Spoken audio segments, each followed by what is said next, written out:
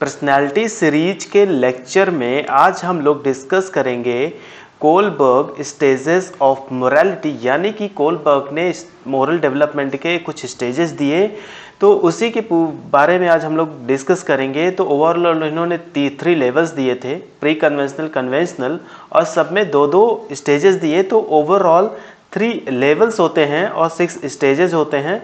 तो बिना time waste के चलिए स्टार्ट करते हैं। तो मोरल डेवलपमेंट की जब भी बात आती है तो सबसे पहले क्वेश्चन ये अराइज होता है कि व्हाट इज मोरालिटी।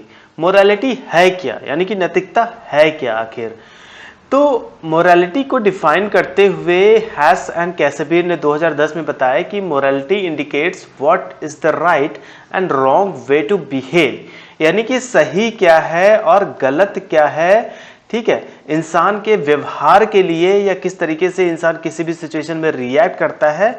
तो ये जो सही गलत का जो पैमाना है यही मोरालिटी होती है। जैसे यहाँ पर उदाहरण दिया हुआ है कि for instance that one should be fair and not unfair to others, मतलब कोई भी व्यक्ति दूसरों के लिए फेयर हो और अनफेयर नहीं हो दूसरों के लिए। ठीक है, और जो मोरालिटी होती है ये जो होता है ना, ये हर किसी के लिए अलग अलग होता है। सबके लिए अपना मोरल लेवल डिसाइड होता है, किसी के लिए ठीक है कुछ हो सकता है, किसी के लिए कुछ हो सकता है। फिर इसके बाद आता है मोरल डिलेमा। मोरल डिलेमा का मतलब ये होता है कि आपके सामने कोई 2 सिचुएशन हुई या 2 से ज्यादा भी सिचुएशन हो सकती है, जिस पर आपको अपनी मोरालिटी को ध्यान में रखते हुए आपको क्या होता है कि कॉन्फ्लिक्ट पैदा होता है, आप स्ट्रेस में होते हैं। जैसे कि क्या होता है, जैसे आप डिसाइड नहीं कर पा रहे हैं कि मतलब कोई भी परिस्थिति हुई है, आप इधर जाएं या उधर जाएं वाली कंडीशन जो होती है ये होती है मोरल डिलेमा वाली कंडीशन होती है। यहाँ पर एक इमेज से आप लोग देख सकते हैं, जैसे कि इस पिक में आप लोग देख सकते हैं ये लड़का है या आदमी है, जो भी आप इसको मान लीजिए। इसके सामने 3 कंडीशन है, इसकी मम डूब रही है, इसकी वाइफ डूब रही है और इसके सामने $100 मिलियन का पूरा मौका है इसको लेने का। तो इस कंडीशन में जो भी ये फील करेगा वही मोरल डिलेमा होगा, और जो भी इस कंडीशन में ये पूरा का पूरा रीजन करेगा कि मुझे क्या डिसीजन लेना चाहिए क्या नहीं लेना चाहिए, उसको बोला जाता है मोरल रीजनिंग। तो जो भी डिसीजन उस कंडीशन में होगा वो क्या कहलाएगा, मोरल रीजनिंग।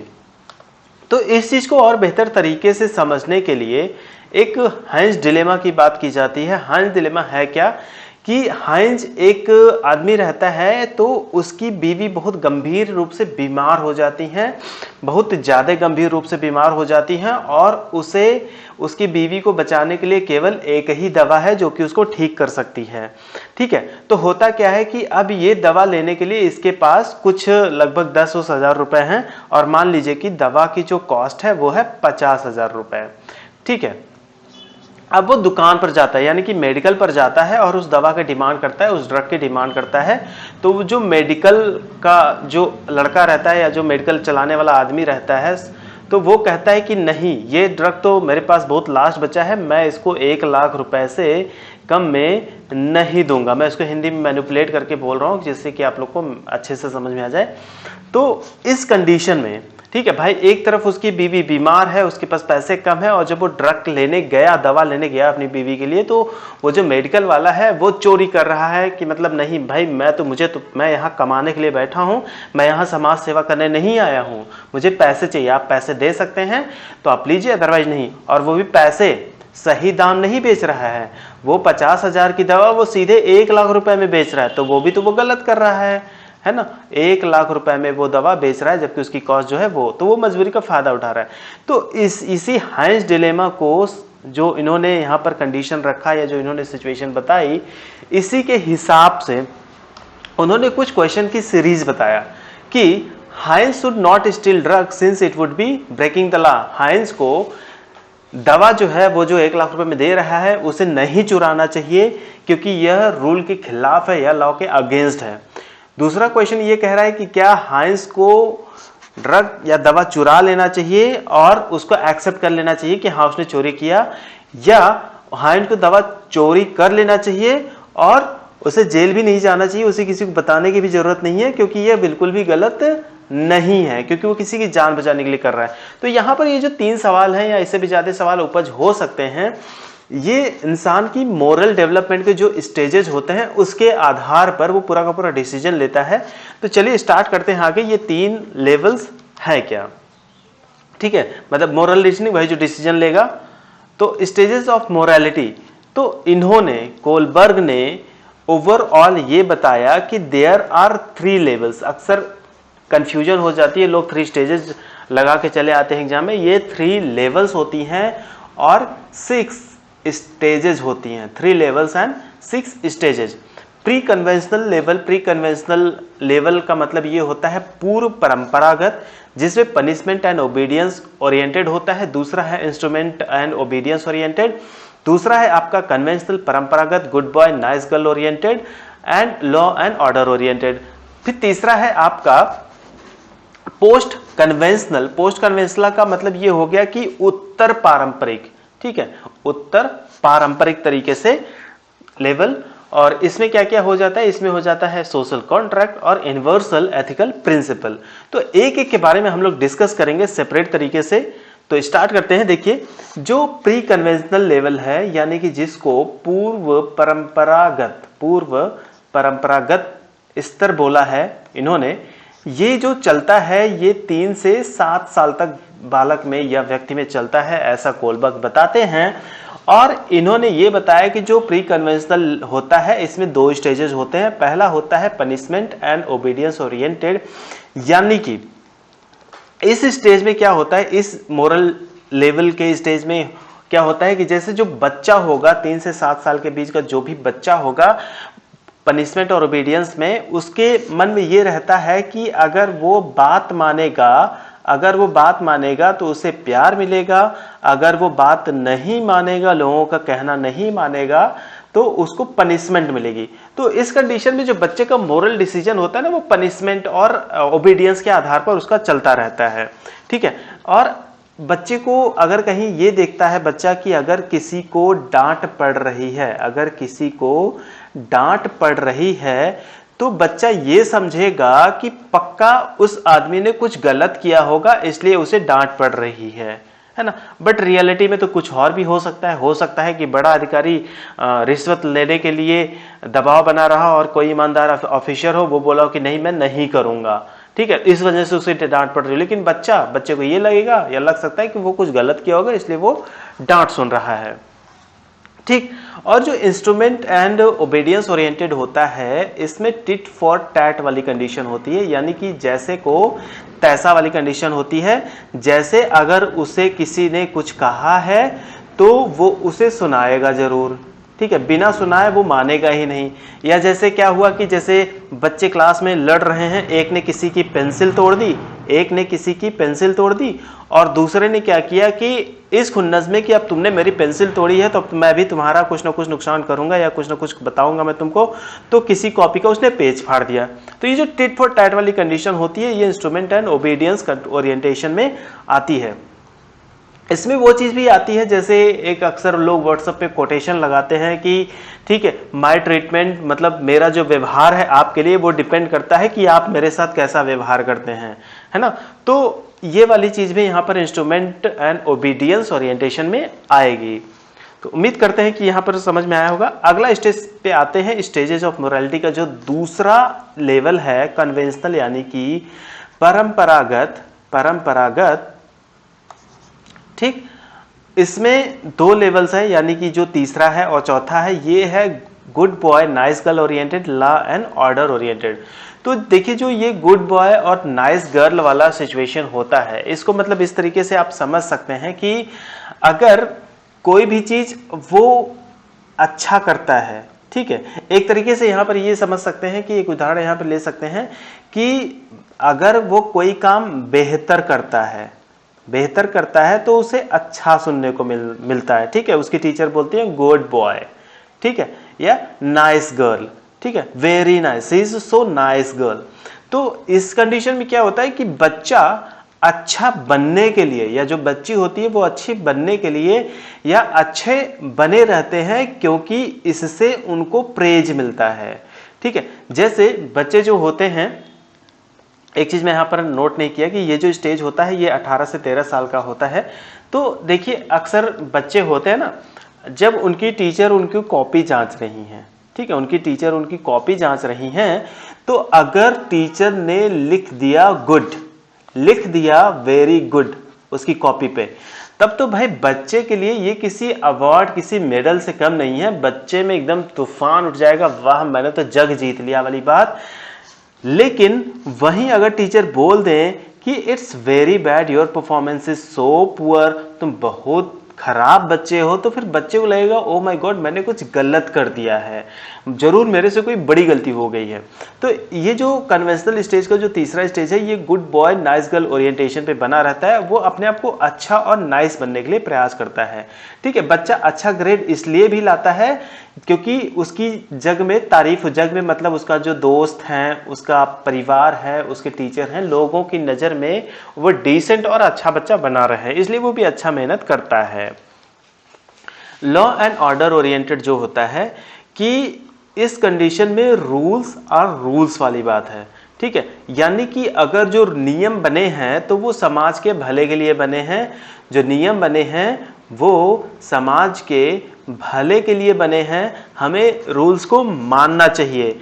यानी कि जैसे रेड लाइट है तो we must follow the red light, चाहे सिचुएशन जो भी हो, ठीक है। अगर पुलिस, ठीक है, अगर जैसे कि पुलिस खड़ी हो तो उस समय भी हमें उनके सामने नाइस बनना है, लॉ एंड ऑर्डर पुलिस को एकदम फॉलो करना है, बिल्कुल कहीं कोई ढीला ढवाली नहीं होनी चाहिए। ऐसा ये 8 से 13 स्टेज वाली में होता है, यानी कि कन्वेंशनल स्टेज में होता है।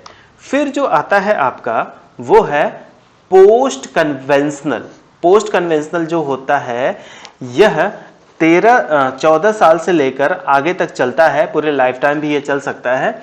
देखिए इसको उत्तर परंपरागत, एक मिनट रुकिएगा, उत्तर पारंपरिक स्तर भी कहा जाता है, तीसरा लेवल होता है ये। इसमें भी 2 चीजें हैं, सोशल कॉन्ट्रैक्ट 5वां ओरिएंटेशन और 6वां जो है यूनिवर्सल एथिकल प्रिंसिपल। तो देखिए सोशल कॉन्ट्रैक्ट का मतलब क्या हुआ, देखिए ये जो मोरल डेवलपमेंट का स्टेज है, ये मोरल डेवलपमेंट के स्टेज में ये होता है कि इंडिविजुअल